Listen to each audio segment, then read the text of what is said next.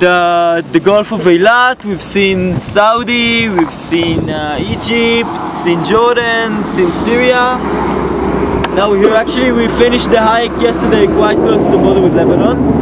The border in Lebanon, Israel and Lebanon had an amazing relationship let's say the last 60 years.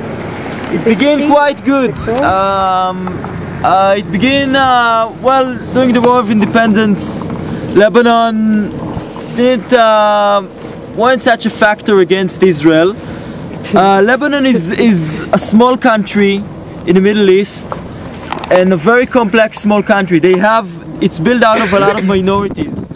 The major minority in Lebanon are the Christian, the Maronite Christian. We live here in south of Lebanon and around Beirut. They are the traditional majority in Lebanon. Other than that, live the Greek Orthodox, Druze, big Druze minority, and the Shiites. After the War of Independence of Israel in '48, something like 200,000 Palestinian refugees moved into Beirut and into Lebanon and lived in refugee camps.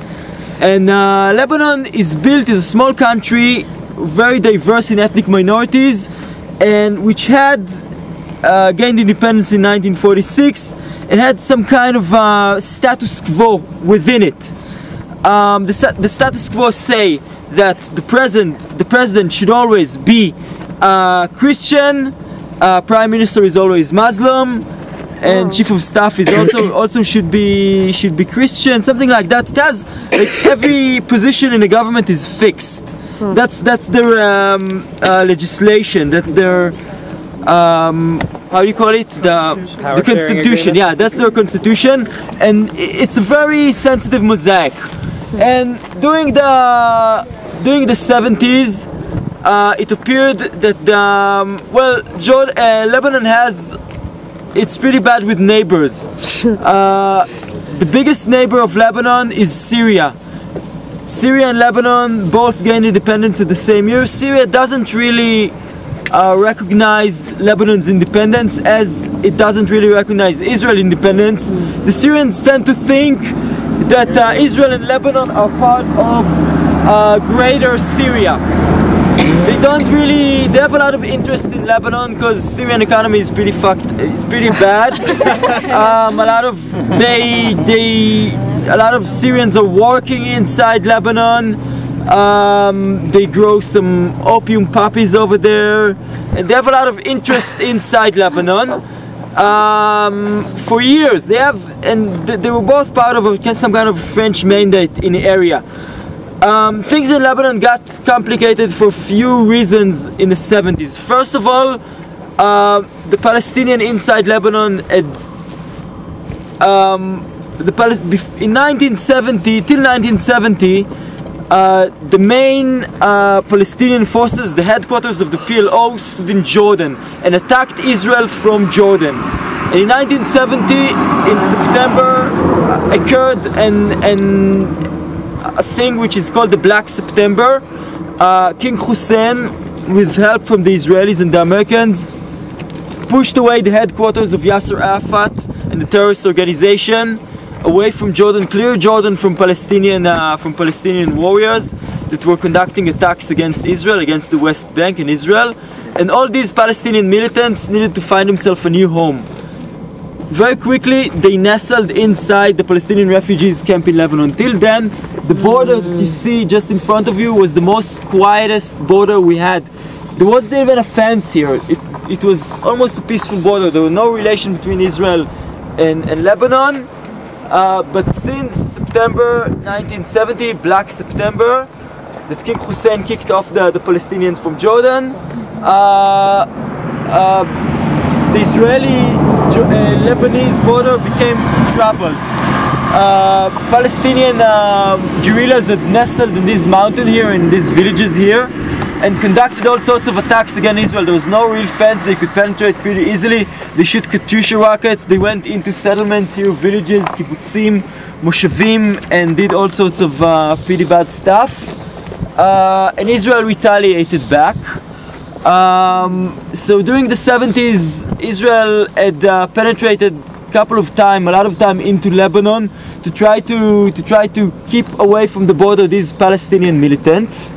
That's one thing. And because the Palestinian had gained strength in Lebanon and gained armors from the Syrian had to intervene in 1976 to make order in Lebanon. They created a chaos, and then they had an excuse to get inside to create some kind of an order.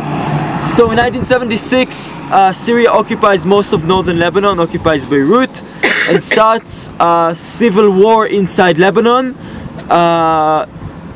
The Christians were against the Syrian, mostly against the Syrian invasion into Lebanon. And then, because of growth of population through the years, it appeared that the Christians are not. Wow, it's so complicated. Yes. That the Christians are not already the majority in Lebanon, but a really quiet majority that didn't made its really quiet majority.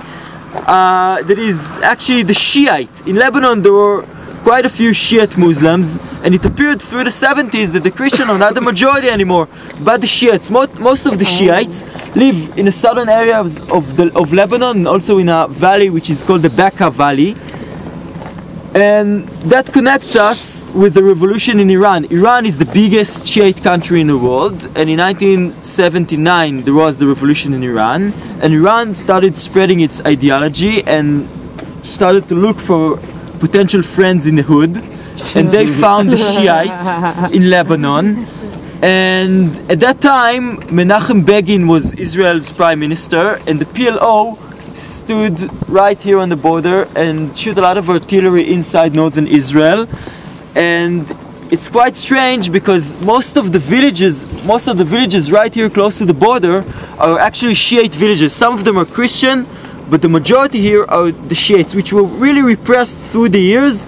They were like the lowest caste in Lebanon. But whoa, they found themselves demographically, they became the majority. And let's leave the Shiite for a second. The PLO in the late 70s and the beginning of the 80s are concentrating over here and conducting all sorts of attacks against Israel.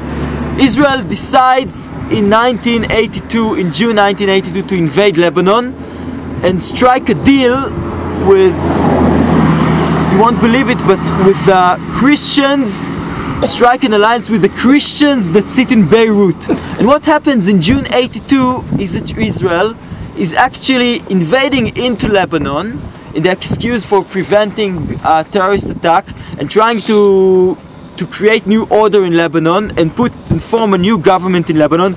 The whole Israeli army is actually running into Lebanon in 1982, in June 82, and conquering most of the country. In like 2 weeks, Israel conquers more than half of Lebanon and reaches Beirut.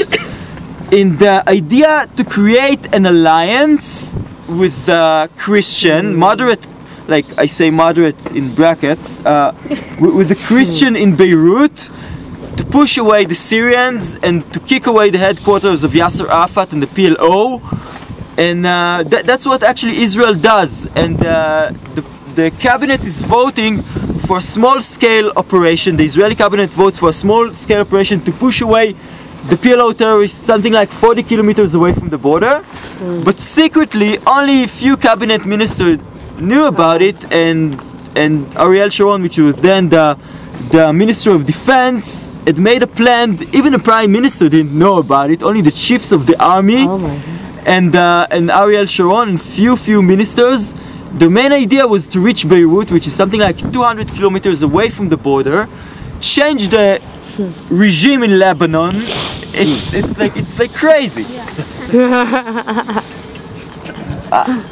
I remember my father. I was something like 5 years old back then. I remember my father spending some like months in Beirut then. Like the whole army was stationed in Lebanon. In few weeks the whole army had actually conquered most of Lebanon and held it.